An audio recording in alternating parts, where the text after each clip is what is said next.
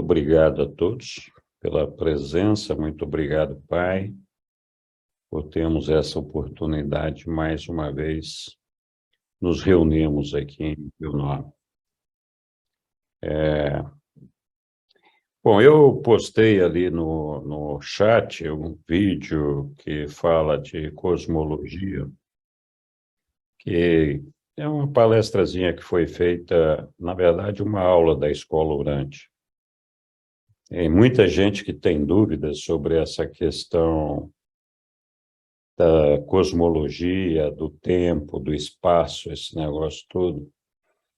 E realmente é muito importante para a gente ter um bom entendimento dos ensinamentos do livro de Urante, compreender toda essa cosmologia, ou ter uma ideia do que foi que o nosso Criador fez para nós, né? Ajuda bastante a compreender os ensinamentos. Então, eu recomendo para quem não tem familiaridade com essa questão do tempo, espaço, cosmologia, as realidades do universo, que procure lá esse videozinho, bastante ilustrativo. Muito bem, muito boa noite a todos. Vamos continuar, então, o nosso estudo de onde nós paramos na semana passada, que era o documento 147, item 7. Acertei dessa vez, falei certinho. Então, vamos lá. Quem se anima aqui a nos ajudar na leitura? Espera aí um pouquinho, só que eu não coloquei o texto lá ainda. Então, agora acho que vai. Posso ler. Faz tempo que eu não leio.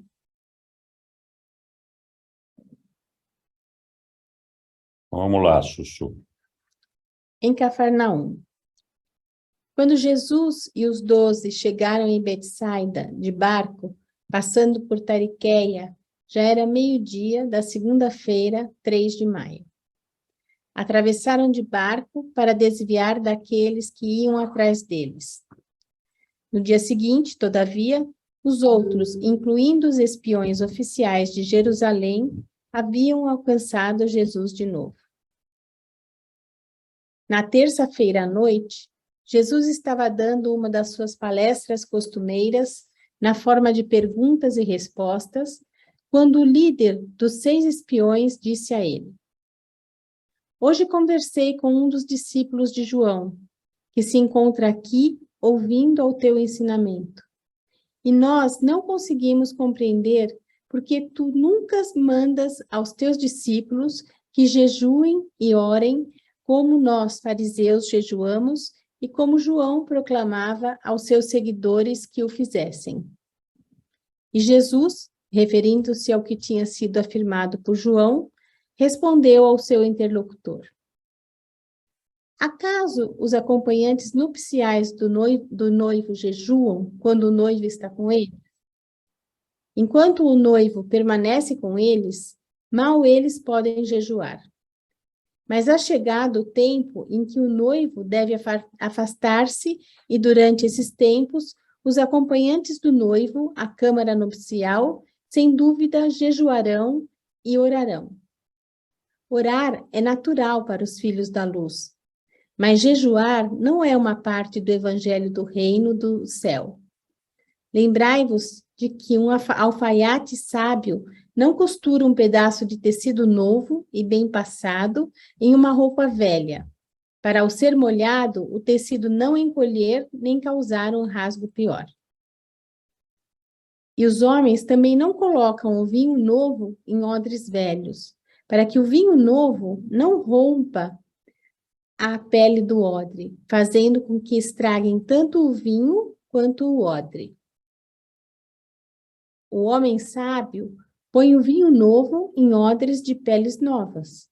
E, portanto, os meus discípulos demonstram a sabedoria de não trazer muito da velha ordem para o ensinamento do novo evangelho do reino. Para vós, que perdestes o vosso instrutor, pode justificar-se que jejuem por um determinado tempo. O jejum pode ser uma parte apropriada da lei de Moisés. Mas no reino vindouro, os filhos de Deus terão a experiência de serem livres do medo e de rejubilarem-se no Espírito Divino. Ao ouvirem essas palavras, os discípulos de João ficaram confortados, ao passo que os próprios fariseus tornaram-se ainda mais confusos. Então o mestre prosseguiu, advertindo seus discípulos para que não nutrissem a noção de que todos os velhos ensinamentos devem ser inteiramente substituídos por novas doutrinas. Disse Jesus: aquilo que é velho, mas que é também verdade, deve permanecer. Do mesmo modo, aquilo que é novo, mas que é falso, deve ser rejeitado. Contudo, deveis ter a fé e a coragem para aceitar aquilo que é novo e também é verdadeiro. Lembrai-vos do que está escrito: não abandoneis um velho amigo, pois o novo não é comparável a ele. Um novo amigo é como um vinho novo. Se envelhecer, vós bebereis dele com mais contentamento. Muito bem, muito obrigado, Sussu. Mais uma vez, boa noite a todos. Boa noite. Boa noite a todos. Abertos aqui a comentários e pitacos de todas as naturezas urantianas.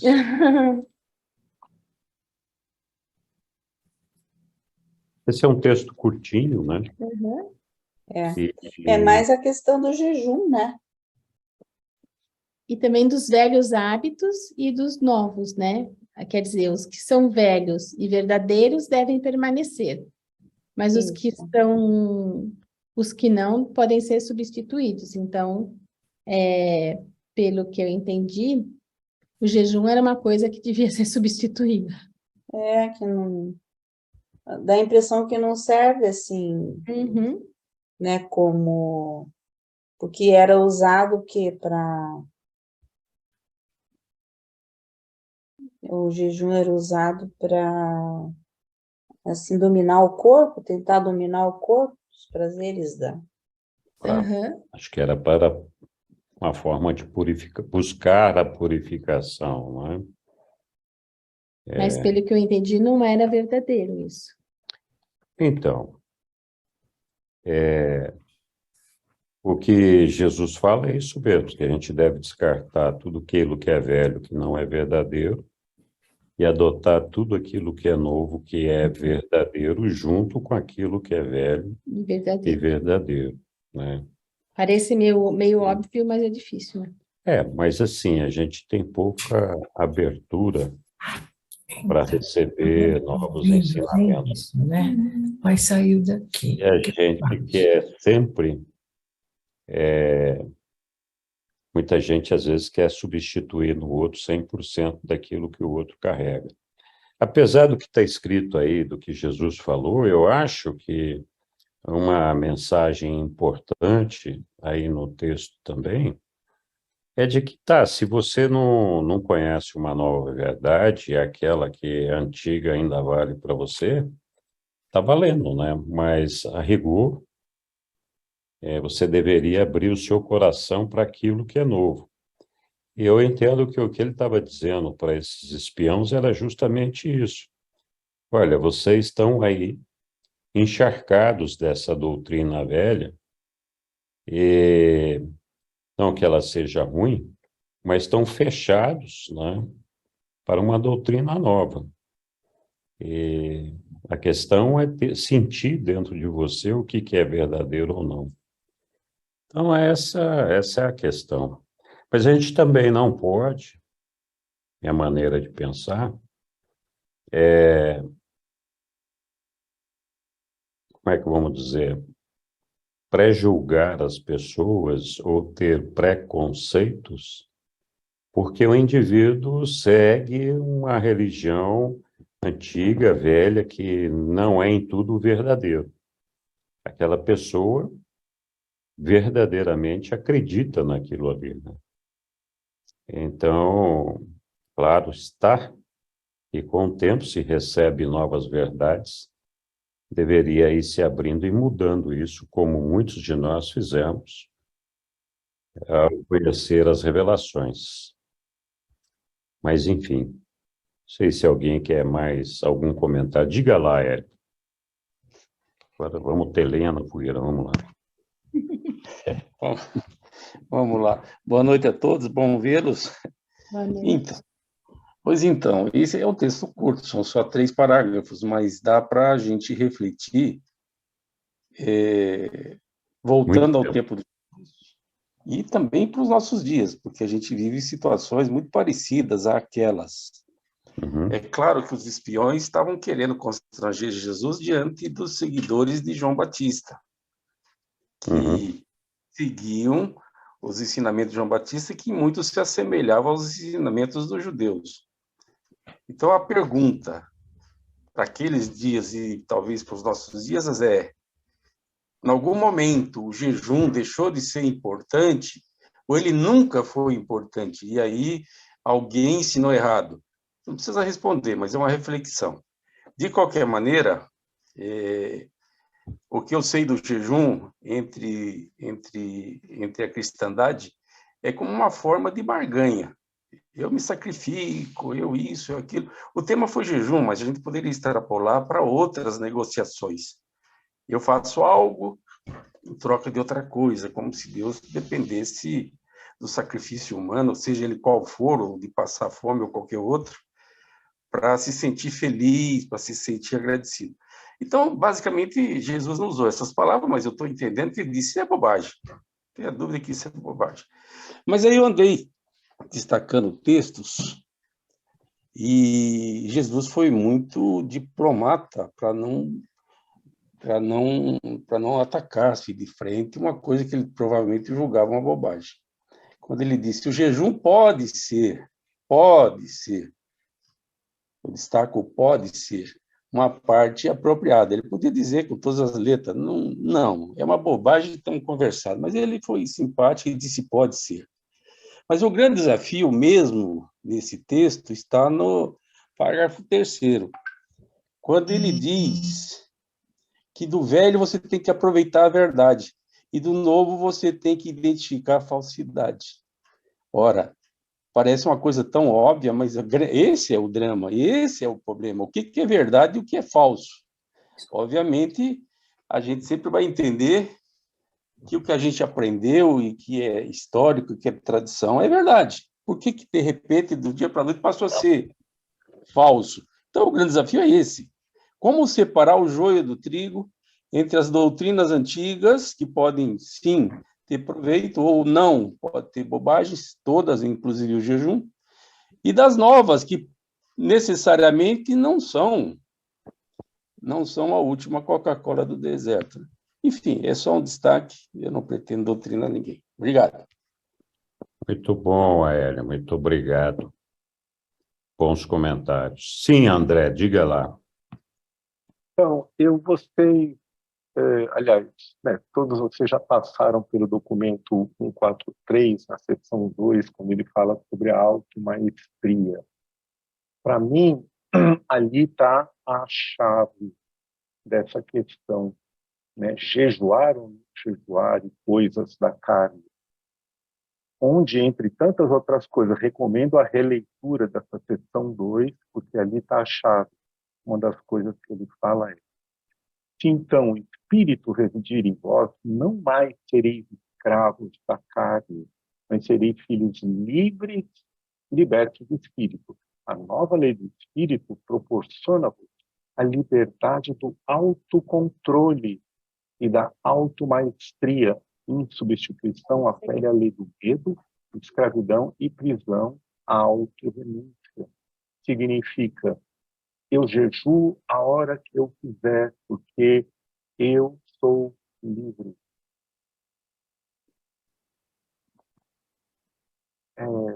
É mais ou menos isso que eu entendo Não é jejuar ou não jejuar, não é obedecer ou não obedecer, é por que obedecer. Por que você se nega a fazer o que você quer e é obrigado a jejuar? Quando você é livre pelo Espírito, você fala, eu quero jejuar, né? Porque me faz bem, sempre, por qualquer motivo. E outras tantas formas de autoabnegação, que é a velha lei, né? Das velhas religiões, todas elas, inclusive atuais, de todos os tempos, pregam, né? Em toda a vida de Jesus é uma das coisas que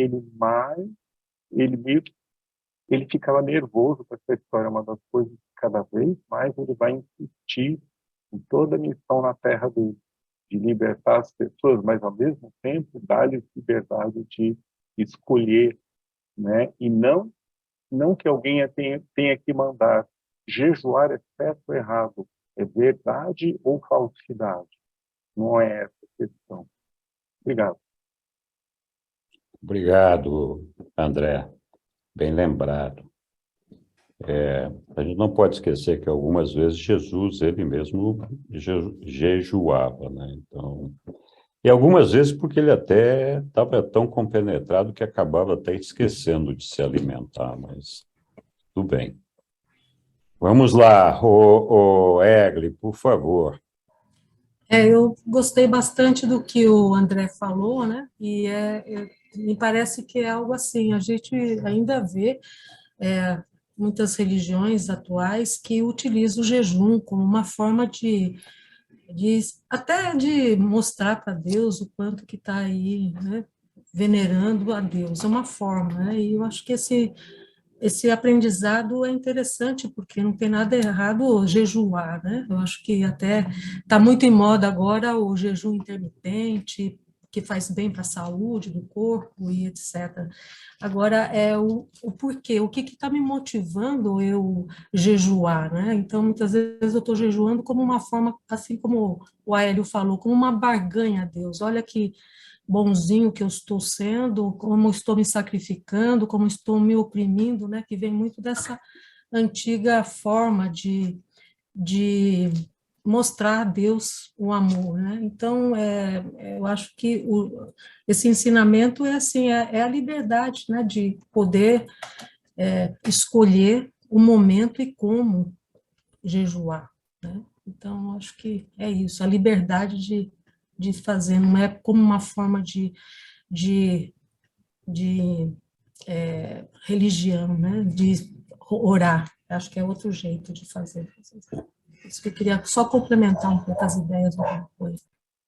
Muito obrigado, Egli. E eu também queria falar uma coisa, que assim, que o que mais me alegrou de ver aqui, complementando tudo isso que vocês falaram, é que assim, no reino vindouro, os filhos de Deus terão a experiência de serem livres do medo e de rejubilarem-se no Espírito Divino. Então, você está livre de todas essas amarras que as velhas religiões traziam, né? E para realmente exercer a automestria que você conquistou. Eu acho isso bem bacana. É um alívio até. Muito legal. Algum outro? Muito Então, bem. Sim, diga lá, só para Lívia. atualização, né? Atualmente, assim, mais ou menos uns 6 anos, eu tenho ouvido falar, pelo menos o Papa, né? Ele fala na época da Quaresma. Então, os tipos de jejum que você deve fazer, não fala tanto no jejum do alimento, mas e quando você jejuar do alimento, você doar esse alimento para quem tem fome, né? Não simplesmente. E também, então, é uma outra maneira de ver, né? Você faz, vamos dizer, um sacrifício, você se abstém daquele alimento que você gostaria de comer, e ao mesmo tempo você doa para quem precisa, para quem está precisando mais. E também o jejum assim, dos impulsos que você tem, muitas vezes, o mesmo de falar alguma coisa que não deveria, ou o jejum de se vamos dizer assim, fazer coisas boas, né? Não fazer assim, não ser impulsivo em fazer coisas, às vezes ter raiva, às vezes você tem quer fazer uma coisa que, né? Esse jejum, sabe? De você prestar atenção nas suas atitudes. É interessante, é uma outra maneira de ver atualmente da igreja, então já está mudando essa visão, né, daquele jejum que a gente fazia anteriormente, que não podia comer carne na sexta-feira, ainda não pode, né, na sexta-feira lá da quaresma, mas mais de 60 anos que pode, não tem problema. Mas tá diferente a visão, assim, inclusive tem um calendário, né, no primeiro dia, o que eu vou fazer, né? Não é só fazer o jejum, mas é fazer uma boa ação. Segundo dia, qual a boa ação que eu vou fazer? Então, é bacana, né? É outra visão. Aos poucos, a igreja está mudando para que tenha uma outra consciência, né? Não só aquela do sacrifício ou da penitência. Tá certo. Isso mesmo. Tomara que mude mesmo, né, Lília? E que não seja só mais uma forma de barganha com Deus, né? Mas tudo bem. Essa questão de barganha com Deus, interessante, que o Hélio falou, né? É uma coisa assim que não, eu nunca pensei, eu nunca vi assim, mesmo participando da igreja católica, eu nunca vi como se fosse barganha, eu via como se fosse uma penitência para que eu soubesse controlar os meus impulsos, eu sempre via assim, sabe? Para que eu fosse, não sei, nunca vi como barganha, interessante. Legal. Outro? Muito obrigado, Lília. Ok, sim, diga, André. Tá mudo. Está mudo, André. Perdão, Lília, eu vou falar absolutamente não é uma barganha, mas o livro diz uma das coisas mais belas, que é assim, quando o homem dá a Deus tudo que ele tem, Deus faz do homem mais do que ele é. Então, você com seu ajustador, você dá tudo que você tem, o melhor de si para Deus, e Deus te faz um homem melhor. Né? Isso não é uma barganha, tá?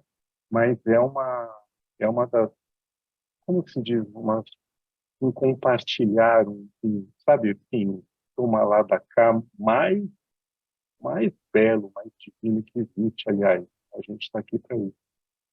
Obrigado. Obrigado, André. Diga, Hélio. Então, extrapolando o texto, mas se referindo ao que foi comentado, o que passa?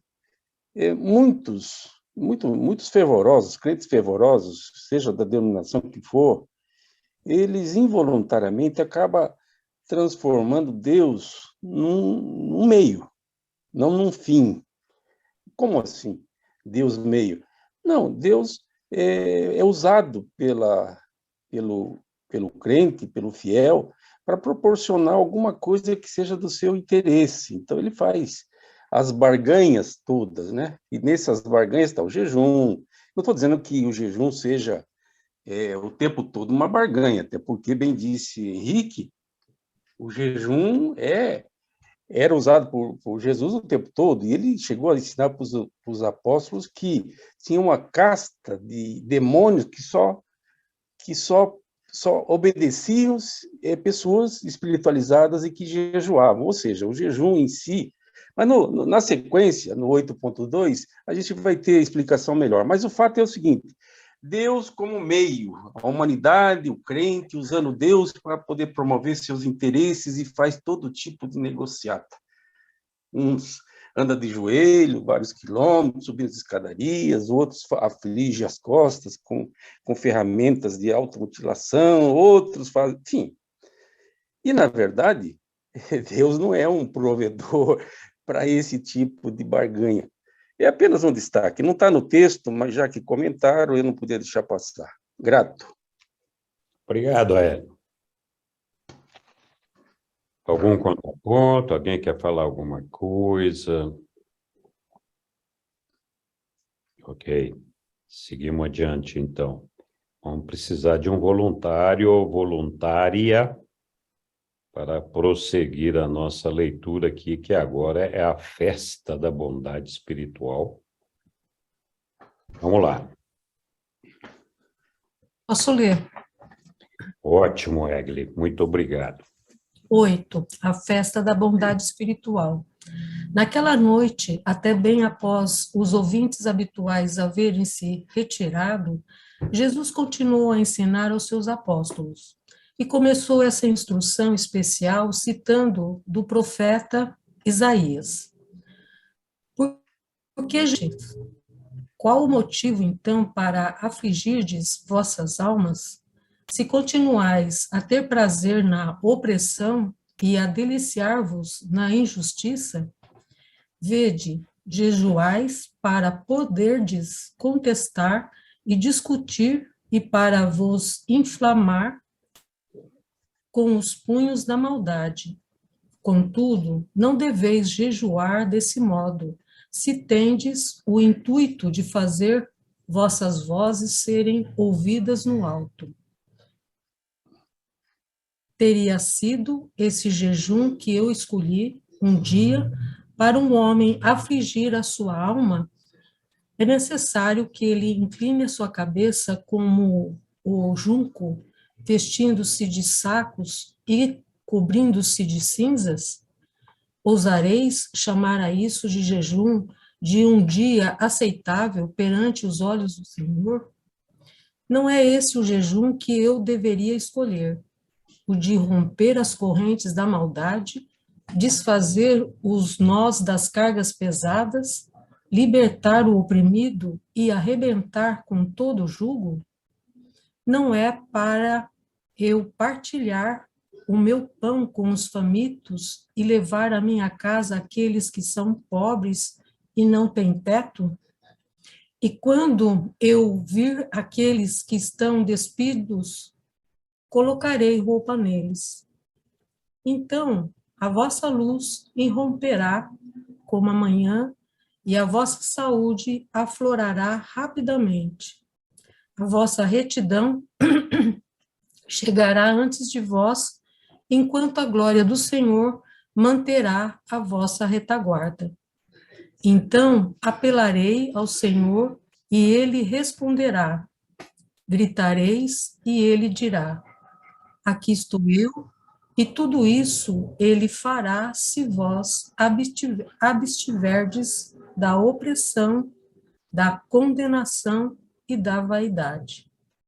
O Pai deseja, e mais, que sejais pródigos de coração para com os famintos, e que ministreis as almas afligidas. Então a vossa luz brilhará na escuridão, e as vossas trevas serão mesmo como a luz do meio-dia. Então o Senhor guiar-vos-á continuamente, satisfazendo a vossa alma e renovando a vossa força. E vós transformareis em um jardim bem irrigado, como uma fonte cujas águas não faltam. E aqueles que fazem essas coisas restaurarão as glórias enfraquecidas. Eles erigirão as fundações para muitas gerações. Serão chamados de reconstrutores das paredes derrubadas, os restauradores dos caminhos seguros nos quais residir. Então, até tarde da noite, Jesus expôs aos seus apóstolos a verdade de que a própria fé, mantida por eles, era o que os deixava seguros quanto ao reino do presente e o reino do futuro, e não a sua aflição de alma, nem o jejum para o corpo. ele exortou os apóstolos a viver ao menos à altura das ideias do antigo profeta e expressou a esperança de que eles iriam progredir muito à frente até mesmo dos ideais de Isaías e dos profetas mais antigos. As últimas palavras dele naquela noite foram: crescei em graça, por meio da fé viva, que leva à compreensão do fato de que sois filhos de Deus e que, ao mesmo tempo, vos faz reconhecer em cada homem um irmão. Quando Jesus terminou de falar, já eram mais de 2 horas da manhã e todos se recolheram para dormir. Muito obrigado, Egli. Muito bom. Estamos abertos aqui.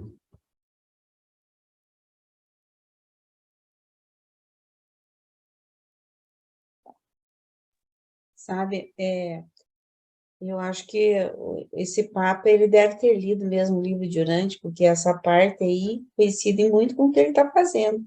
Ele está pedindo para os cristãos fazerem, né? Você viu? O jejum verdadeiro é o jejum de mudança de vida, mudança de hábitos, né? É muito legal. Como a Egli está ensinando lá no canal dela. É. Uhum. Verdade. Abandonar os velhos hábitos e trocá-los pelos hábitos e o caminho da retidão. É. Sim. Diga lá, Hélio.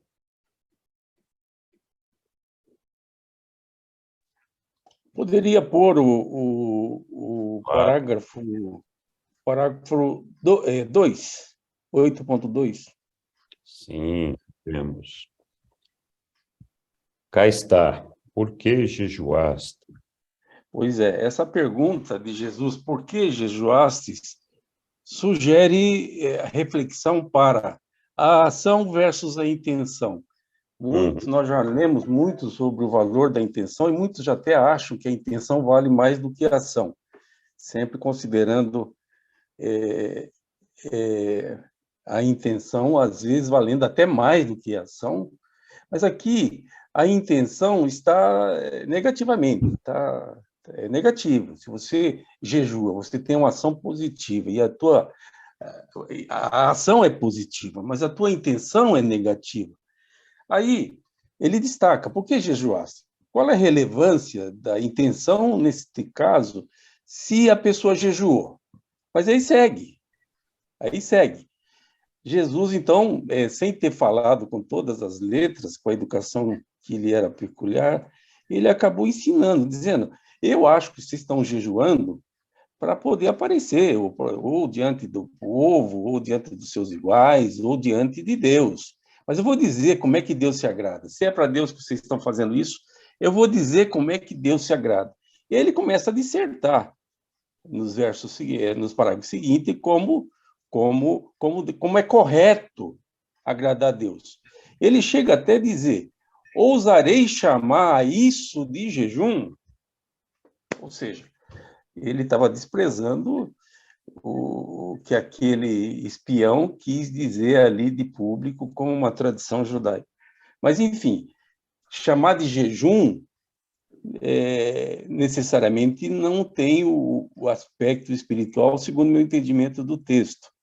E aí a coisa vai adiante. Você afligir a tua alma, com que propósito? Você se machuca, enfim, com que propósito? Enfim, e aqui também no verso 5, por favor, 5, parágrafo 5. Vamos lá, ele fez uma exortação especial, 8.5. Ele exortou os apóstolos, ou seja, exortou um destaque especial, a viver ao menos à altura das ideias do antigo profeta. Ainda que esse antigo profeta não esteja nominado, eu acho que ele se refere a Moisés. Enfim, é só destaque. Obrigado. Muito obrigado, Aélio. Muito bom. Diga lá, André. O Aélio, uma pergunta. Esses parágrafos, esses 3 parágrafos atrás, são frases do profeta Isaías, e não de Jesus. São citações que Jesus fala, e Isaías disse, ele recitou de memória. Os 2 últimos parágrafos, o último, aliás, é uma frase penúltima, é o que Jesus falou aos apóstolos. Estou errado ou não? Porque, confere? Está correto, André, você tem razão. Ele estava Tá. citando Isaías e validando o que Isaías disse, Tá de sorte bom. que é como se ele mesmo estivesse falando. Mas você tem razão, é isso mesmo. Ok. Muito bom. Pessoal, aqui está todo mundo ligado. Tunado. Legal. Obrigado, André. Outro? Ok. Se ninguém mais... Opa, Egli, diga lá. Eu gostei muito da última frase ali, que ele da última frase da noite, né, às 2 horas da manhã, que é crescer em graça por meio da fé viva, né? Então, assim, pô, me chamou muita atenção porque crescer em graça, só essa frase aí, acho que serve para um alento, para um trabalho interno constante, né? Trabalhar com a gratidão, essa parte aí por meio da fé viva, que leva à compreensão do fato de que sois filhos de Deus e, ao mesmo tempo, vos faz reconhecer a cada um irmão.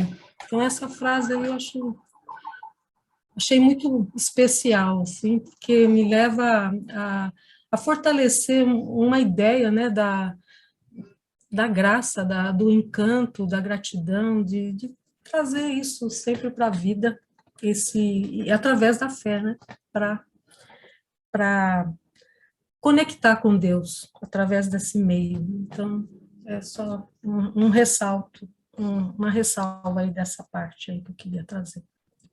Muito obrigado, Egli. Muito legal. Mais alguém? Avançamos, pois. Precisamos de um voluntário para É um novo continuar documento. a nossa leitura, que é o documento 148, que é Preparando os Evangelistas em Betsaida. Ou Betsaída, não sei. Calma, pessoal. Posso Posso ler? ler? Tá bom? Para o ímpar. Vai, Angele. Vamos lá, ando muito quietinho ultimamente, né? Preparando os evangelistas em Betsaída. Desde o dia 3 de maio até o dia 3 de outubro do ano 28 depois de Cristo, Jesus e o grupo apostólico permaneceram na residência de Zebedeu em Betsaída. Durante esse período de 5 meses na estação da seca, um acampamento enorme foi mantido à beira-mar, perto da residência de Zebedeu, a qual havia sido bastante ampliada para acomodar a sempre crescente família de Jesus. Esse acampamento à beira-mar, ocupado por uma população de buscadores da verdade, de candidatos à cura e de fervorosos da curiosidade, os quais se alternavam sempre, abrigava de 500 a 1.500 pessoas. Essa cidade de tendas estava sob a supervisão geral de Davi Zebedeu, ajudado pelos gêmeos Alfeus. O acampamento era um modelo de higiene, de ordem e administração geral. Doentes de tipos variados ficavam separados e sob a supervisão de um crente médico, um homem sírio chamado Elman. Durante esse período, os apóstolos iam pescar pelo menos uma vez por semana, vendendo a Davi o que pegavam, para o consumo do acampamento à beira-mar. Os fundos recebidos iam para as economias do grupo. Aos 12, era permitido passar uma semana por mês com as suas famílias ou amigos. Enquanto André continuava como encarregado geral das atividades apostólicas, Pedro ficava encarregado inteiramente da escola dos evangelistas. Cada um dos apóstolos tinha sua parte no ensino aos grupos de evangelistas, todas as manhãs, e tanto os instrutores quanto os alunos ensinavam ao povo durante as tardes. Depois da refeição da noite, 5 noites por semana, os apóstolos dirigiam horas de perguntas e respostas para aprimorar os evangelistas. Uma vez por semana, Jesus presidia essa hora de perguntas, respondendo às questões não respondidas nas sessões anteriores. Durante 5 meses, milhares de pessoas vieram a esse acampamento e partiram. Pessoas interessadas de todas as partes do Império Romano e das terras do leste do Eufrates formavam a audiência frequente. Esse foi o período estabelecido e bem organizado mais longo de ensinamento do mestre. A família pessoal de Jesus passou a maior parte desse período em Nazaré ou em Caná. O acampamento não era dirigido como uma comunidade de interesses comuns, como o era a família apostólica. Davi, Zebedeu, administrava essa grande cidade feita de tendas de um modo tal que ela se tornou uma empresa autossustentada, mas nem por isso ninguém jamais foi rejeitado lá.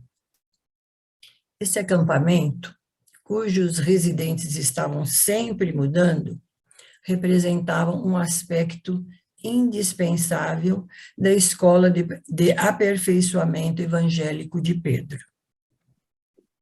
Muito obrigado, Ângelo. Obrigada, eu. Vamos lá. O que temos aí que chamou a atenção de todos nós?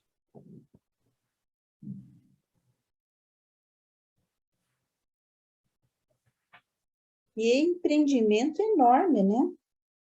Pois é. 500 a 1.500 pessoas, né? Rotativas, né? Nesse acampamento. Não, e o interessante é que eu nunca tinha ouvido falar isso no Evangelho, nos Evangelhos da Bíblia. Não tem nada sobre isso, foi uma coisa assim, 5 meses. Então, naquele tempo tinha internet, Não. tinha WhatsApp.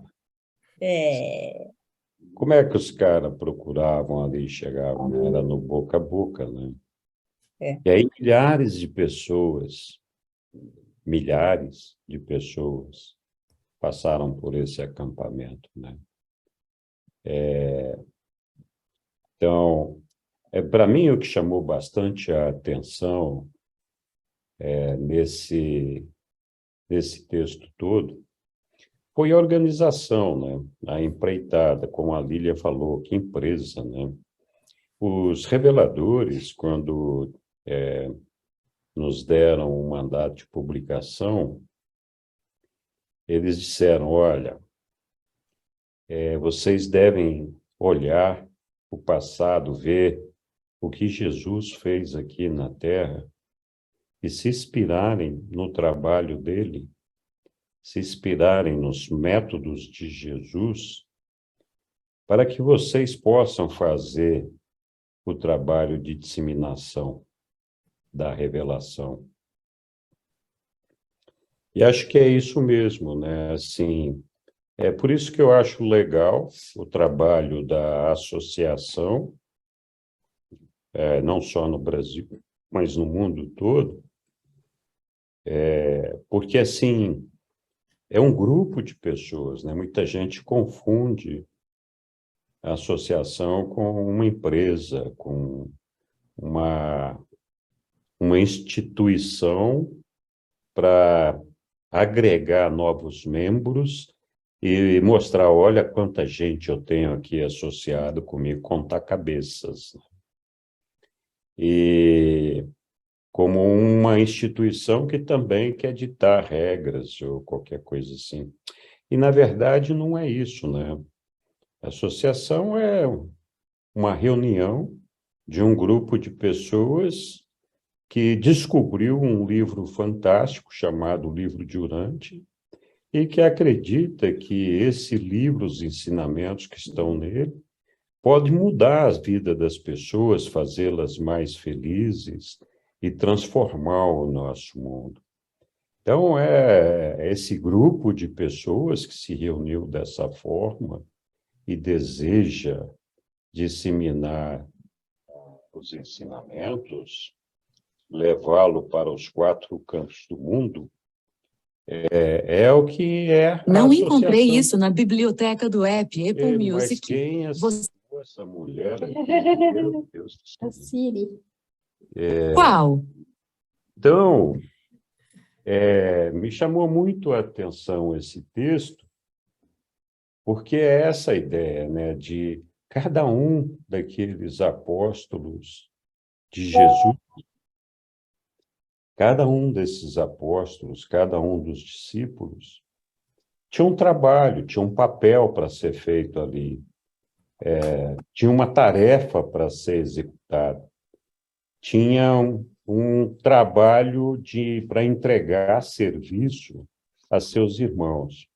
E o mais importante de tudo é que eles trabalhavam de forma unida, coordenada e harmoniosa. Então, assim, não tinha um fazendo um projeto para lá, um outro projeto para cá, outro puxando uma corda para um lado, outro puxando uma corda para o outro. Era assim, não, nós vamos fazer esse trabalho conjunto aqui, a sua parte é essa, a minha é essa, mas o nosso objetivo, o nosso trabalho conjunto é o de dar conta desse negócio aqui, né? De fazer isso acontecer. Isso é um sonho, viu, gente? A gente precisaria realmente alcançar essa união, essa harmonia, essa comunhão de objetivos, essa distribuição de tarefas, essa distribuição de responsabilidades, para a gente tocar nosso dia a dia de disseminação da revelação, fazendo não só a transformação em nós, mas levando isso para a humanidade, né? Diga lá, Hélio. Pois então, eu fiz alguns destaques aqui, Sim. apenas para destacar mesmo. Uma comunidade tão grande, 1.500 pessoas, me gerou curiosidade em saber qual o perfil dessa gente. E aí, logo no texto inicial, que é o texto 0.1, eles dizem assim, que esse acampamento era ocupado por uma população, e agora o perfil, destaque, buscadores da verdade, de candidatos à cura e de fervorosos da curiosidade. Que não é muito diferente da nossa comunidade urantiana, mas, enfim, as proporções podem ser outras, mas nós temos de tudo aqui um pouco. Outro destaque é que quem fazia a supervisão geral desse acampamento, eu imagino que 1.500 pessoas ocupavam uma área e tinha toda uma logística, e era uma logística de organização, era Davi Zebedeu, que é o pai de João e de Tiago Zebedeu. É irmão? Outro destaque, Irmão, né? É, irmão. Irmão? Muito bem. Então, estava envolvido nessa atividade. Outro destaque é que a parte, entre estes, desse perfil, tinha doentes variados, que eram separados e tinha um crente médico sírio chamado Elman, que cuidava deles. Ou seja, Jesus não estava envolvido com atividade de cura para todo mundo. Tinha o Elman lá que cuidava de clínico geral, né? Outro destaque vem no ponto 2, 0.2, que é importante, dizendo o seguinte, que aos 12 era permitido passar uma semana por mês com as suas famílias ou amigos. Então, nesse grupo de 12 tinha apóstolos casados, e eles tinham obrigações conjugais, e com filhos, inclusive, tinham obrigações familiares relacionadas, ou seja, esse aspecto me chamou a atenção, que essas pessoas não abandonaram suas famílias pura e simplesmente ao léu. Eles atendiam de um jeito ou de outro, pelo menos uma semana, não é um final de semana, é uma semana por mês. Um mês. Perdão? Um mês. No mês, uma semana. Então, não é um final de semana, 4 finais de semana, é uma semana toda. 7 dias consecutivos. Isso era mais que suficiente para dar uma atualizada em casa. No verso 0.5, só destaque, que nós acabamos de ler, então só estou destacando, diz que o acampamento não, destaque para a palavra não era dirigido como uma comunidade de interesses comuns. Aí eu trago de novo uma extrapolação para o nosso movimento durante o ano atual. Mas, enfim, nós somos uma comunidade de interesses comuns, diferente daquele acampamento, apenas destaque. Eu ia falar mais, mas é suficiente. Grato. Obrigado. Obrigado, Aéreo. Muito bom. Só para quem não sabe aqui, Davi e Zebedeu, que era irmão de Tiago e de João, eles eram filhos do Zebedeu lá. O Davi era o encarregado do grupo de mensageiros que acompanhavam Jesus. Isso. Então, ele era a internet, o jornal, o rádio e a TV. Instagram, Facebook. De Jesus naquela época. Ele tinha um grupo de mensageiros corredores, que corriam mesmo, maratonas, para poder entregar as mensagens a todos os interessados do que estava acontecendo com Jesus ali. E eles também traziam mensagens para o grupo de Jesus, mensagens do que estava acontecendo ali nas sinagogas, com o pessoal lá de Herodes, enfim, a politicagem, todo aquele negócio, tudo que estava acontecendo, os mensageiros é que vinham avisar Jesus, aí o bicho está pegando em tal lugar, é melhor não ir para lá agora, vamos esperar, né? Então, Davi é um personagem que passou ao longo do cristianismo praticamente desconhecido. Eu, pelo menos, nunca tinha ouvido falar dele. E por trás das sombras, ele era esse monstro de capacidade gigante de atender aos apóstolos e à comunidade que estava se desenvolvendo de uma maneira brilhante. Eles sempre estavam informados de tudo que acontecia. Muito legal. E ainda para completar aqui essa informação de que ele administrava essa grande cidade feita de tendas de um modo tal que se tornou uma empresa autossustentável, né? Eu admiro demais o Davi. A partir daí eu comecei assim, ele é um cara que ficou tão assim pouco conhecido, mas ele foi fundamental para o movimento de Jesus, né? Assim, para divulgar, para passar informação, foi muito, muito importante. É verdade. Isso mesmo. Qualquer outra coisa desse texto vocês gostariam de ressaltar, discutir? Eu gostaria, boa noite, Boa de noite, ressaltar Lúcia. essa parte que fala que no acampamento, o acampamento era ocupado por uma população de buscadores da verdade, de candidatos a cura e fervorosos da curiosidade. E mais cá embaixo fala que,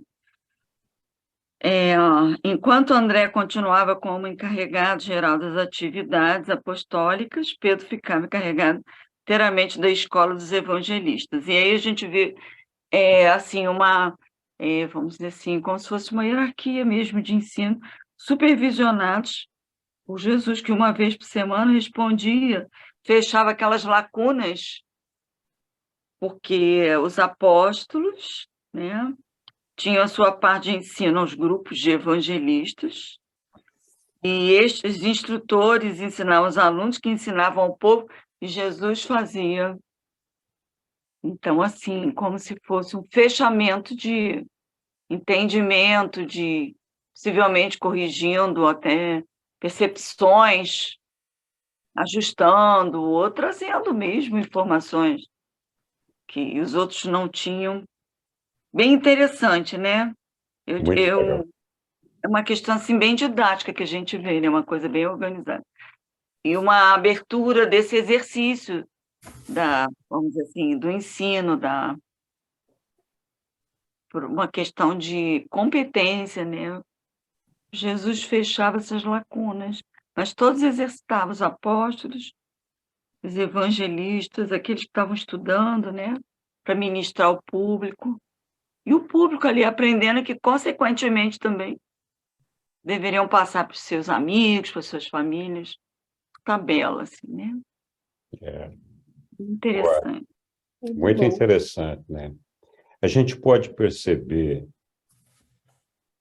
a grandeza da empreitada e da administração de Jesus no que aconteceu com o cristianismo, né? Aí, um pouco mais de 2000 anos, nós temos aí cerca de 3 bilhões de cristãos no mundo e de outras religiões que se derivaram desses ensinamentos. Então, mesmo da gente se surpreender que numa época onde não tinha rádio, TV, internet, WhatsApp, todo esse negócio, Jesus tivesse conseguido estruturar e montar todo esse negócio para que a coisa se espalhasse no mundo da forma como se espalhou, né? A gente lembra, primeiro, do trabalho de Jesus com a família dele, depois do trabalho dele com os indianos, percorrendo todo o mundo, né? Percorrendo ali toda aquela parte do Oriente Médio, percorrendo ali uma parte do sul da Europa, a Itália, todo esse negócio. E ele não estava percorrendo só viajando. Ele fazia contatos, conversava com gente influente, com gente não tão influente. E todas essas pessoas com quem ele falou foram preparadas de alguma forma com ele para que fossem receptivos aos ensinamentos depois que viriam junto com os apóstolos, quando eles se espalharam por todo aquele terreno, que era onde Roma era influente, e politicamente influente, e que foi ali que começou a desenvolver todo esse cristianismo. E ele preparou os apóstolos, tinha administrador, tinha tesoureiro, tinha o cara que arrecadava fundos, tinha os caras que organizavam a multidão, tinha o cara que fazia os discursos. Enfim, ele montou uma verdadeira empresa. Esse grupo de apóstolos e discípulos era uma empresa formada por um grupo de pessoas crentes interessadas na verdade, buscadores, né? Como o texto ali mesmo fala, né? E eu acho que isso é uma inspiração para todos nós, porque o intuito de Jesus, o objetivo de Jesus, era o de expandir o reino do Pai, reino dos céus, e atrair o máximo de pessoas para esse reino de Deus, e com isso, melhorar o mundo aqui em que nós vivemos. Ele dizia já que a gente podia começar a viver nesse reino aqui e agora. Imagina se todo mundo fosse modificado pela fé e adquirisse essa retidão de caráter de um participante do reino de Deus, a transformação que nós não veríamos acontecer no mundo. E mesmo que o cristianismo tenha sido desenvolvido de uma maneira distorcida, ainda assim os benefícios trazidos por esse cristianismo, não sei, a meu ver, e acho que também dos reveladores, é muito maior do que os malefícios trazidos por essas distorções, né? Então, eu acho que é um incentivo para todos nós, para nos organizarmos. E a gente tem os grupos de estudo, tem associação, onde a gente pode atuar de forma voluntária e participativa para poder fazer esse trabalho de mudar não só a nós mesmos, mas contribuir para mudar o mundo, né? É uma grande inspiração esse documento aí. Muito bom. Diga lá, André. Então, Henrique, isso que você falou do trabalho, né, do efeito que a leitura do livro tem nas nossas vidas, nas pessoas à nossa volta, né? Uhum.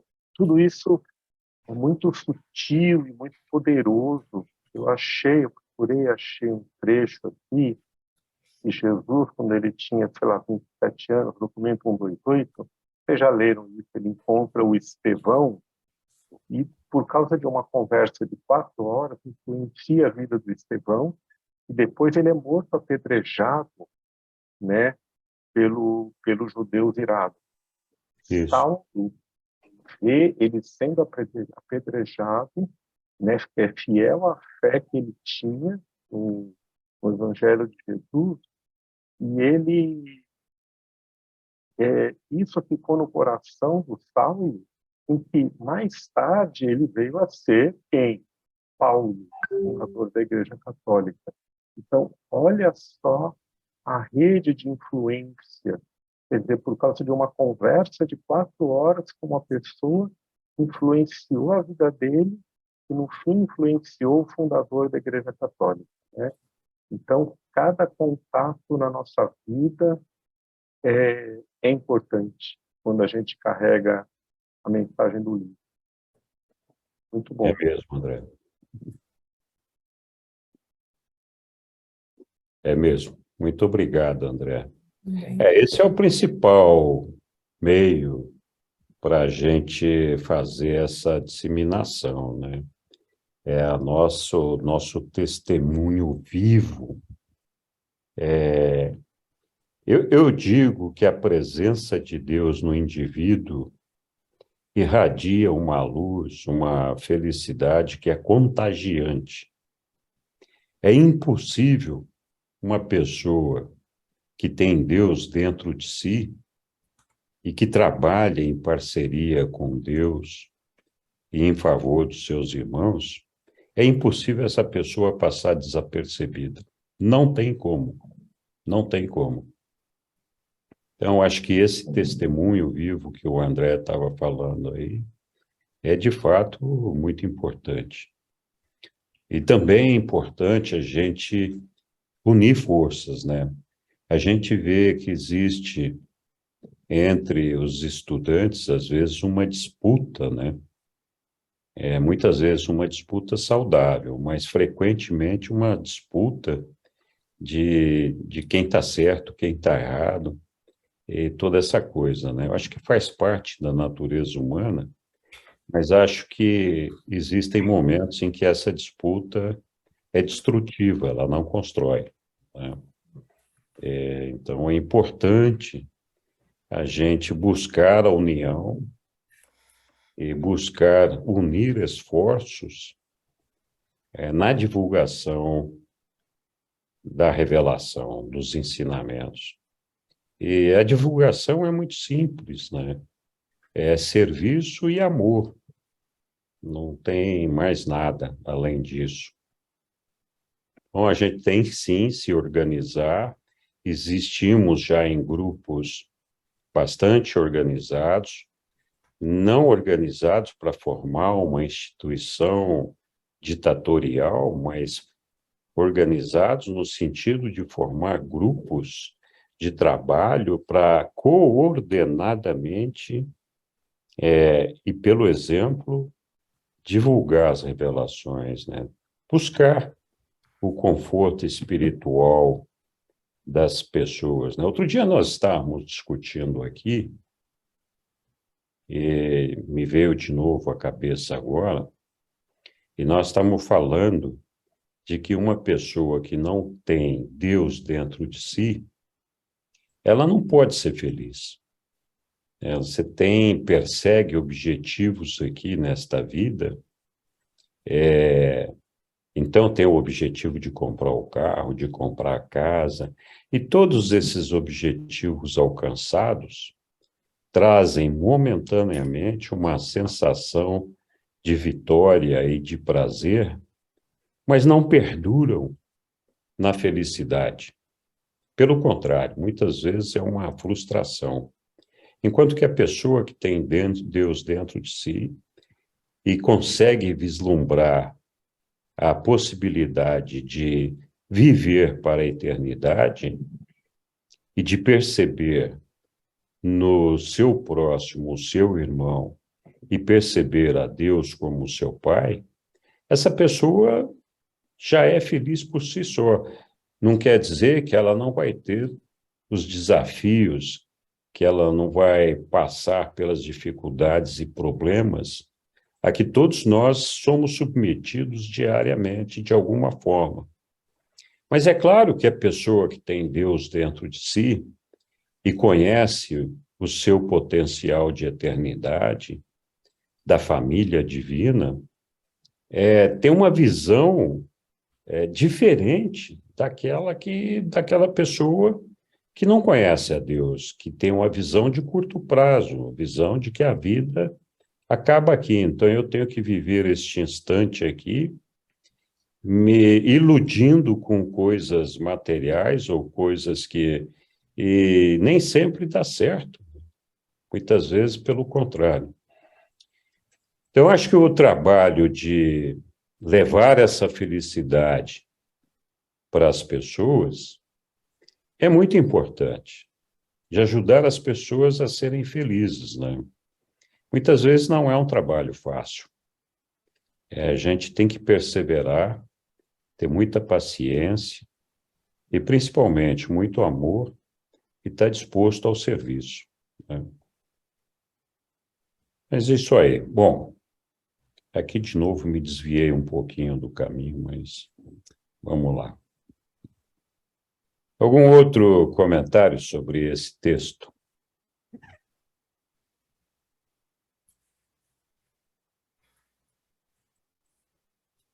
Ok. Então, vamos seguir adiante com a nossa leitura, que hoje está bastante profícua aqui e rápida. Vamos lá, quem é que vai nos ajudar com uma nova escola para os profetas? Posso ler? Boa, Lília. Pedro, Tiago e André formavam o comitê indicado por Jesus para admitir os candidatos à escola dos evangelistas. Todas as raças e nacionalidades do mundo romano, do leste e do oeste, mesmo de um lugar tão distante quanto a Índia, estavam representadas entre os estudantes nessa nova escola de profetas. Era uma escola dirigida à atividade do aprender e do fazer. O que os estudantes aprendiam durante a manhã, eles ensinavam aos que se reuniam à tarde, à beira-mar. Depois do almoço, eles discutiam informalmente tanto o aprendizado da parte da manhã, quanto o que haviam ensinado à tarde.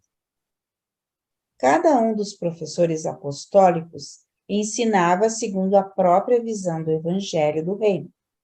Nenhum esforço era feito para ensinar de um modo uniforme. Não havia uma formulação padronizada, nem dogmatizada das doutrinas teológicas.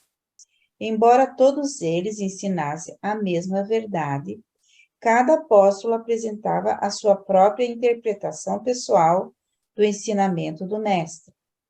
E Jesus aprovava tais apresentações diversas, de experiências pessoais com as coisas do reino, e coordenando infalivelmente e harmonizando tais visões múltiplas e divergentes do Evangelho, durante as horas semanais nas quais dava as respostas. Não obstante esse alto grau de liberdade pessoal em relação às questões a serem ensinadas, Simão Pedro tinha a tendência de dominar a teologia da escola dos evangelistas. Depois de Pedro, Tiago Zebedeu exercia a maior influência pessoal.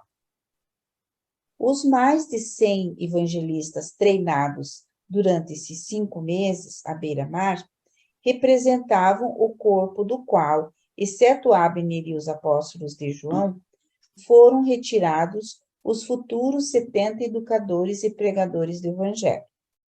A escola de evangelistas não teve tudo em comum e no mesmo grau que os 12 tiveram. Esses evangelistas, embora ensinassem e pregassem o Evangelho, não batizavam os crentes antes que fossem designados e ordenados por Jesus como os 70 mensageiros do reino. Apenas 7 do grande número daqueles que haviam sido curados ao entardecer naquele local encontravam-se entre esses estudantes evangélicos. O filho do nobre de Cafarnaum era um dos treinados para o serviço do Evangelho na escola de Pedro. Muito obrigado, Lília. Nada. Olha, daqueles que foram curados ao entardecer, que foram 630 e poucos, não me lembro direito o número. 683. 683, 7 só se tornaram seguidores. 7. Eles foram discípulos, evangelistas, né? Evangelistas, mas evangelistas. 683, 7. Menos de 10%.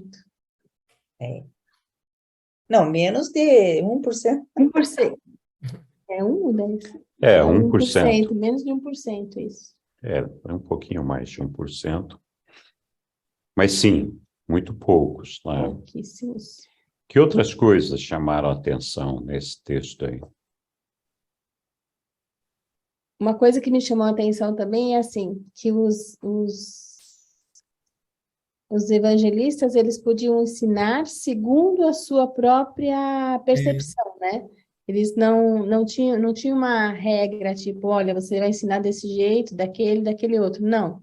Cada um entendia e passava para frente aquilo que entendia de acordo com a sua experiência. E Jesus aprovava isso, né? Ele gostava dessa diversificação.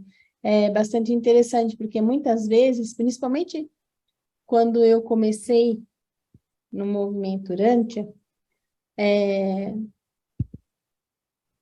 eu via muito, assim, uma necessidade de padronização, né? De homogeneização para que tudo fosse feito, todo mundo fizesse igual, como se houvesse uma regra. E, na verdade, parece que não é isso que Jesus quer, não, né? Ele quer que cada um leia, no caso do livro de Urântia, seria mais ou menos isso, se eu fosse fazer um paralelo. Cada um leia o livro E cada leitor vai ter o seu ponto de vista, né? É o olhar do leitor que vai dar o tom da coisa. É claro que existem verdades que não podem ser modificadas, mas cada um vai passar a verdade segundo a sua experiência, segundo o seu background, segundo o que já teve, segundo as religiões pelas quais já passou. Achei bastante interessante isso. Então, muito legal isso aí, Ju, mas o texto que fala realmente isso que você falou, ele também fala que o importante é que ensinassem A mesma verdade. a mesma verdade. Mas segundo a sua própria interpretação. Sim, segundo a sua própria interpretação. Mas, por exemplo, não poderia aparecer alguém dizendo que Deus fumava cachimbo. Não, nem, por exemplo, não vai aparecer ninguém trazendo para o livro de Urântia, né? Não vai aparecer, ninguém vai poder dizer que o livro de Urântia afirma que existe reencarnação. Ele afirma que existe ressurreição. Que segundo eu levei um puxão de orelha do meu filho, porque o meu menor, ele é o menos engajado, vamos dizer assim.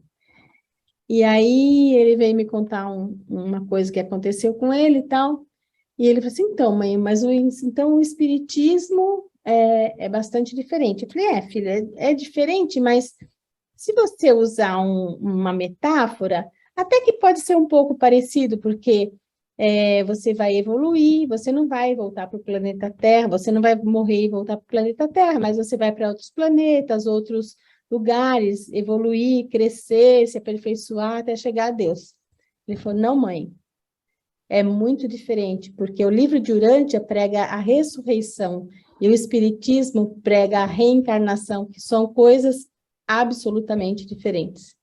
Então, assim, do que era menos engajado, eu levei um puxão de orelha, com toda a razão. Então, assim, essa verdade eu não posso mais contar. Tipo assim, essa verdade que é ressurreição e não é reencarnação, essa é uma verdade que é indiscutível. Mas eu posso adaptar segundo a minha interpretação as coisas. Foi isso que eu entendi. Sim. E tem várias passagens do livro de Urântia que Jesus fala que não se pede uniformidade. O que se pede é unidade. Uhum. E a unidade está na verdade. Sim. Quando nós confessamos a mesma fé na mesma verdade, nós estamos unidos. Nós podemos colocar o formato, o desenho, a pintura que a gente quiser, desde que a verdade prevaleça e que seja o espelho da nossa fé. Então, acho que é isso que é importante. E muitas vezes a gente se apega numas pecuinhas. Então, no começo eu percebia bastante isso, depois, de repente, fui eu que mudei, não mudaram os outros, mudei eu. E eu comecei a enxergar uma coisa mais flexível e aberta, eu acho. Muito bem, que outra coisa chamou, ou a mesma coisa, chamou a atenção de alguém de vocês aqui? O que me chamou a atenção é o comportamento do Pedro. Sempre querendo comandar. Como que a gente pode colher de experiência para a nossa vida, né? Trazer de experiência para a nossa vida? O quão difícil é mudar uma mentalidade adquirida. Enfim, qual a dificuldade em fazer a mudança na visão dele? O que vocês acham? Olha, Pedro era um grande orador. Ele incendiava a plateia, o público, de tão grande que ele era na sua capacidade oratória, e ele era um homem impulsivo de grandes paixões. Então, justamente por isso, ele sempre achava que a maneira dele ver as coisas era a maneira certa, né? E acho que ele não aprendeu isso nem quando ele morreu, mas ele continuava sendo sempre uma pessoa que achava que conhecia ou sabia dos ensinamentos mais do que os demais ali. Então, como é que a gente muda isso? Não sei, né? Eu acho que isso é um trabalho que tem que acontecer internamente, dentro de cada indivíduo. E esse trabalho acontece na medida em que a gente tem uma percepção da nossa realidade, né? Da realidade onde nós estamos inseridos. Mas a gente sempre se deixa levar pelo ego. É muito complicado.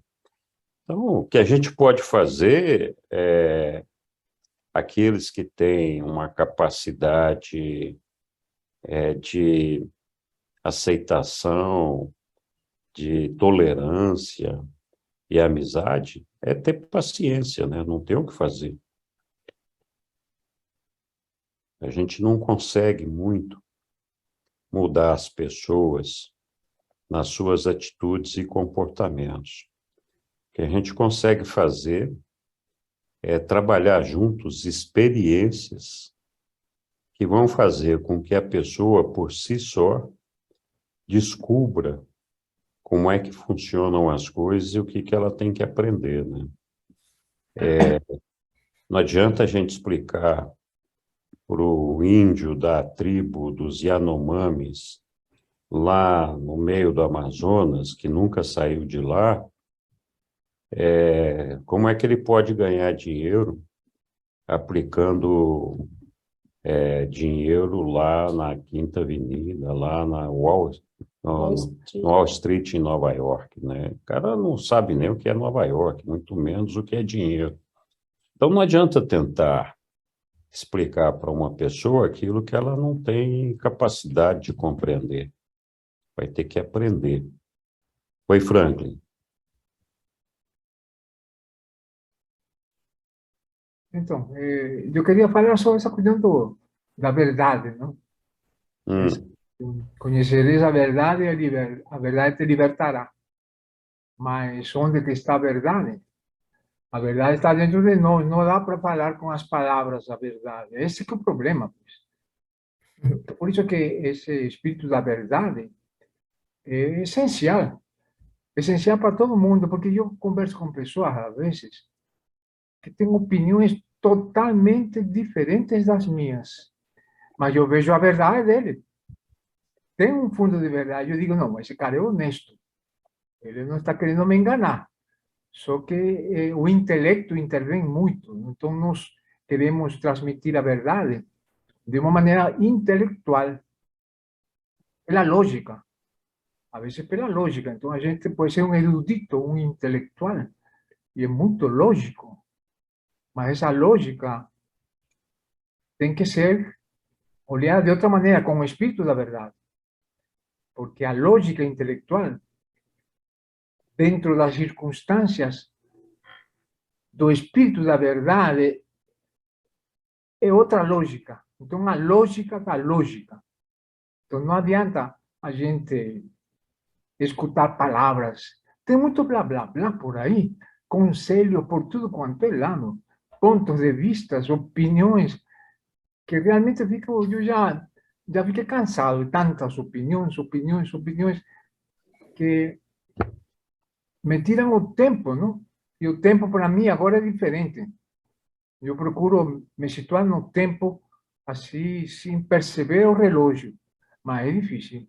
É difícil, mas esse tempo do relógio incomoda muito.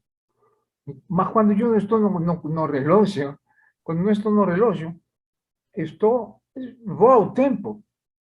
Aí parece que eu digo, bom, o que me importa que voe o tempo? Aí o tempo se me apresenta de uma maneira diferente. E aí eu recorro ao espírito da verdade. Estou perdendo tempo. O que estou fazendo? Parece que não faço nada. Não?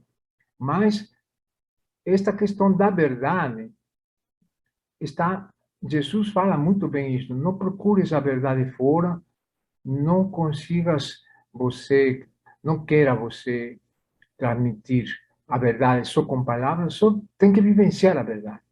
A verdade parece que está fora do tempo. O tempo, ele atrapalha muito a verdade. A gente quer segurar a verdade. E a verdade não se deixa segurar. Nem em doutrinas, nem em política, nas palavras, ela é dinâmica, extremamente dinâmica. Então, por isso é que o que era verdadeiro um tempo atrás perdeu sua validade. Por isso que as igrejas ficam muito esclerosadas dentro de uma doutrina que ficou estagnada. Assim como a evolução humana, não? A evolução humana, o ser humano ficou estagnado. Avançou muito tecnicamente e cientificamente, porém, espiritualmente, realmente ficou estagnado. Então, estamos vivendo um momento de estagnação espiritual, mas ao mesmo tempo está balançando. A humanidade está balançando, está em balanço. E aí vem a necessidade de mudança, de mutação. Essa necessidade de mudança e de mutação, ela vai ser muito dolorosa para todo mundo, para os bons e para os maus. Só que os bons vamos chorar muito, mas por compaixão, por amor. E aquelas pessoas que não conseguem encontrar a luz de Jesus, eu acredito que vão a chorar amargamente, mas mais berros, gritos, barulhos, insultos, guerras, do que realmente um choro que vai aliviar a situação deles. Isso me parece que está fora da verdade, esse choro, essa lamentação. E, falando da verdade, eu diria, até que ponto eu sou verdadeiro? Eu quero ser verdadeiro, mas não me compreendem. É difícil. Aí eu lembro de Jesus, bom, se Jesus não era compreendido, por que eu vou querer ser compreendido? E aí eu me resigno com minha verdade, minha relativa verdade que eu falo com palavras, não tem outro jeito, não? Mas, ao mesmo tempo, eu tenho consciência de que a verdade é de todos nós e dá para conseguir perceber a verdade ainda das opiniões. Então, por isso é que as polêmicas se tornam desnecessárias. E aqui está este encontro aqui é muito bom, é encantador, porque se procura a verdade, estamos procurando a verdade. Era só isso, não? Muito obrigado, Franklin. Existe uma confusão na mente humana sobre a verdade e aquilo que é verdadeiro, ou é fato, ou é teoria, ou é matemática. São coisas diferentes. Um fato pode ser real, pode ter acontecido, mas não é necessariamente uma verdade. A verdade implica num valor. E esse valor não é percebido na mente, ele é percebido na alma. Então, tudo aquilo que é de valor é percebido na alma, não é da mente. Então, Deus, mais do que uma palavra, mais do que um significado, mais do que uma disputa, uma contestação, é um valor, é uma coisa espiritual. E tem valores diferentes, tem significados diferentes para cada um de nós, segundo a nossa fé. Para nós, Deus pode não existir, pode existir e ser o criador do mundo, mas não ter nenhum significado para nós. Pode ser, sim, um significado de um pai distante, e pode ter o significado do valor verdadeiro de um pai. Então, a verdade está nesse valor, não está em todos os outros significados que nós colocamos. Mas vamos lá. Muito obrigado, Franklin. Diga lá, Aline. Não, o que me chamou a atenção foi que eles aprendiam de manhã e já colocavam em prática à tarde. Então, eu acho assim, não perdiam tempo, né? Porque às vezes você aprende uma coisa, mas se você não coloca em prática, aí fica, como disse o Franklin, fica meio estagnado, assim. Que quando você ensina, você aprende, e a gente vê isso, né? Quando você ensina, você aprende. Muitas vezes é difícil você preparar alguma coisa ou colocar, ou que você vai ser julgado e tal. Mas é uma experiência muito relevante, que deve ser feita pelas pessoas, né? Todos devemos ensinar, de alguma maneira, lógico, alguns vai ser pelo exemplo, alguns vai ser com palavras também. E com relação a Pedro, ele era um líder, né? Pedro era um líder, mas também era uma pessoa humana, tinha seus defeitos, tinha que aprender muitas coisas, tinha que aprender a ser menos impulsivo, ele era, né? E André estava ali para ajudar ele, o irmão dele, né? Eles se davam muito bem, o livro diz, e eles um ajudava o outro nesse sentido. Mas os líderes, o livro fala que os líderes, eles não excedem a 1% da população, então nem todos são líderes, né? Mas, estes têm uma grande responsabilidade, porque para eles muito é pedido, né? E eles sentem no coração. Interessante que esses discípulos e apóstolos, eles sentiam no coração que deveriam divulgar o evangelho e iam adiante, né? Muito lindo isso, né? E muitos sentem isso no coração, que devem ir, que devem divulgar, porque é isso que pede, né? É isso que Jesus pede, e cada um que tem que ver, né? É aquilo que Jesus pede para aquela pessoa. Muito obrigado, Lilian, muito legal. Diga lá, André. A Lilian me lembrou também essa prática que Jesus usava, né, de aprender e ensinar, que parece ser uma prática universal, porque na nossa função moroncial a gente vai fazer exatamente isso, né? Quando a gente progride até Jerusalém, a gente retorna para ensinar, né? Se a gente vai parar, digamos, sei lá, no terceiro, das funções, a gente depois vai voltar para o primeiro e segundo como professores, né? Então, esse contato de ministração, né? Mas o que eu ia falar antes disso é sobre verdade, né? Verdade eu tenho como algo absoluto, né? Bondade, beleza, verdade são valores absolutos, divino, é absoluto, né? Então, difícil a gente querer ficar buscando a verdade, porque a gente não tem compreensão do que é a verdade. Que o livro nos ensina é que toda verdade, ela é ao mesmo tempo bela e boa. A verdade, ela contém a beleza e a bondade, né? Uma maneira de identificar um pouco o que é verdadeiro. E me lembrou também uma passagem lá no último documento, que uma pessoa chama de Jesus do bom mestre. Aí Jesus imediatamente fala para ele: por que você me chama de bom? Ninguém é bom senão Deus. Entende? Bom, de bondade. Só Deus é bom, como um valor absoluto. Então, se a gente fica querendo buscar a bondade aqui, vai demorar um bom tempo. Um bom tempo, até a gente está na frente da origem e essência da bondade. Mas é a busca que vale, né, Henrique? É a busca que vale. Obrigado. Muito obrigado, André. É isso mesmo. Muito bem lembrado. Sim, é por isso que eu acho que quando é verdade, não é discutível, que é um valor absoluto. Não tem.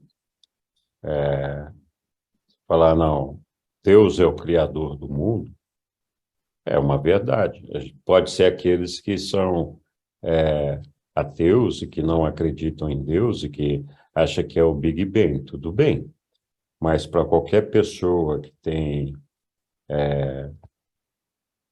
conhecimento, pouquinho de conhecimento espiritual, sente no coração que Deus é o Criador de tudo, né? E essa é uma verdade imutável, não vai mudar nunca. A gente pode falar, não, os tsunamis acontecem. Sim, os tsunamis são um fato. Mas isso não quer dizer que eles são uma verdade, porque eles podem deixar de existir. Enquanto que Deus nunca vai deixar de existir. Então, a verdade é uma coisa perene, imutável. Não vai acabar nunca. Então, tudo aquilo que pode ser de um valor absoluto, como estava dizendo o André, é imutável. O nosso Pai é imutável. Então, o tsunami é um fato que, nesse momento aqui, pode acontecer, e, nesse momento, é uma verdade.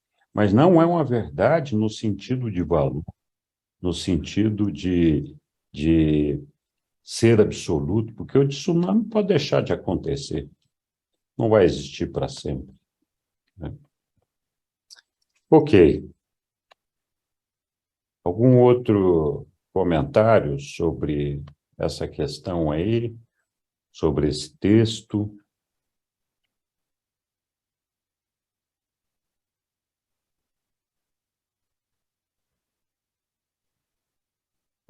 Bom, acho que todo mundo... Tem uma coisa aqui que me chamou a atenção. É uma coisa que pode ser só uma coincidência. Mas quantos discípulos mesmo Jesus treinou junto com seus apóstolos ali? Mais de 100.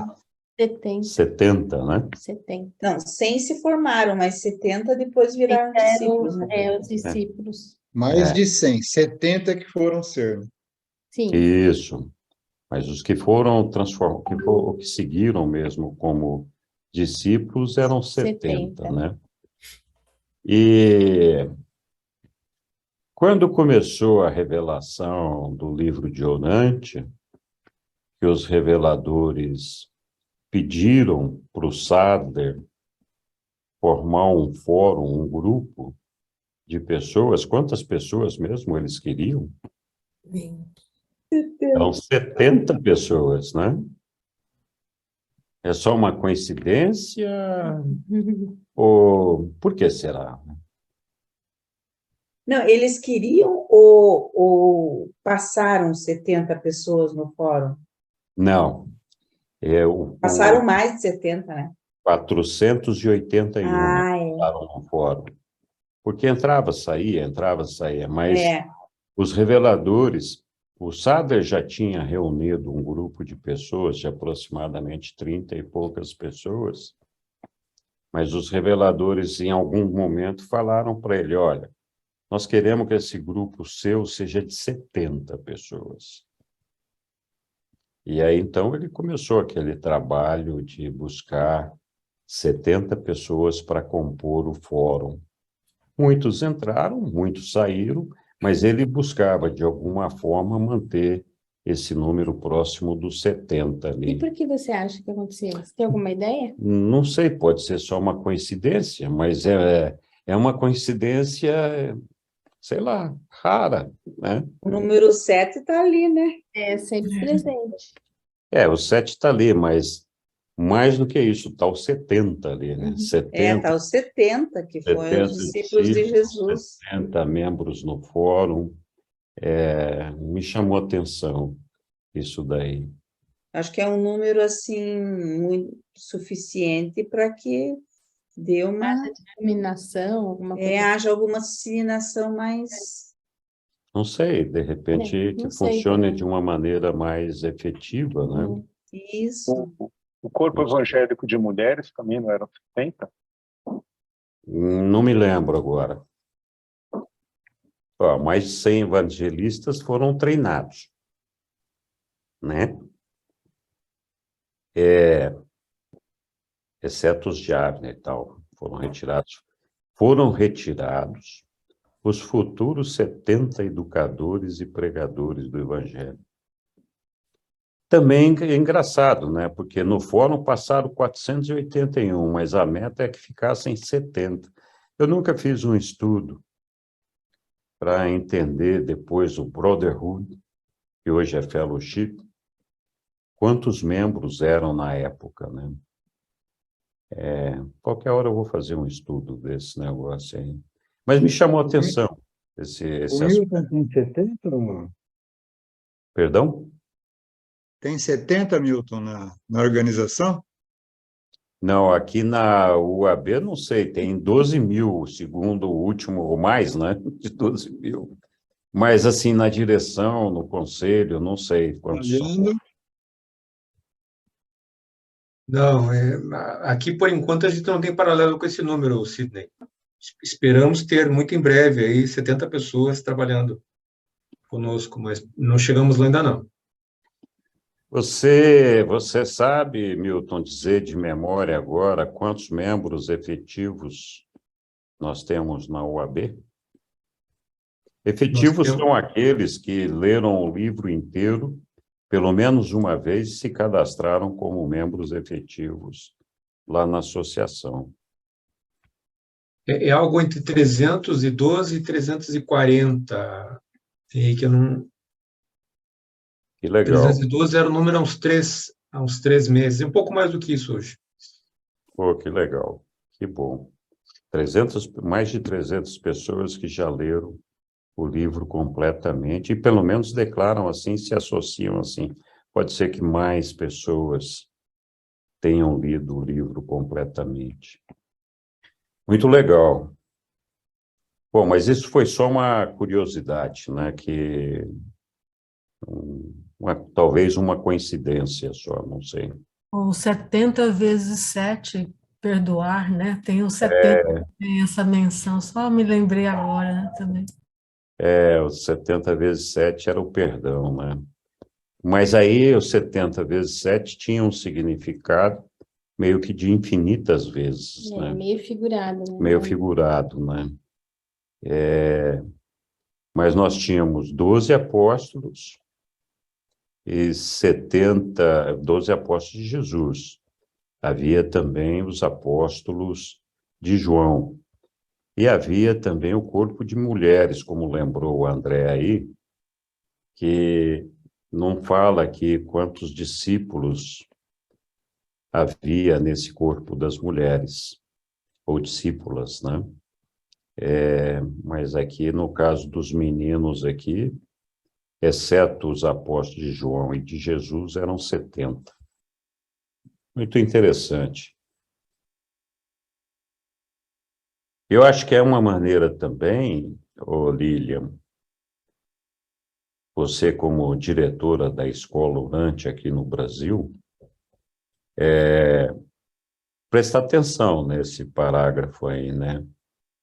Será que nós tínhamos que ver o pessoal para fazer os exercícios do que aprendeu de noite no dia seguinte? Ou como é que é? Isso. Verdade. Buscar a inspiração, a inspiração dos métodos de Jesus. Né? Que legal. Esse capítulo aqui tem bastante dicas, né? De como organizar a associação, organizar a escola. Tem bastante grupos de estudo, né? Muito legal. Ok, pessoal, alguém tem alguma outra observação que eu gostaria de fazer? Tá bom, nós estamos já próximo do nosso horário normal de término da reunião. Então, se vocês concordarem, eu proporia que a gente terminasse aqui. Ganhamos aqui 5 minutos de descanso e acho que estudamos bastante hoje. 12 mulheres, Henrique. Sim. 12 mulheres e depois estavam treinando um grupo maior de 50. Ahá, tá vendo? Sempre tem alguém que sabe buscar um negócio lá. Como é que é, Sidney? Eram 12 mulheres Assim.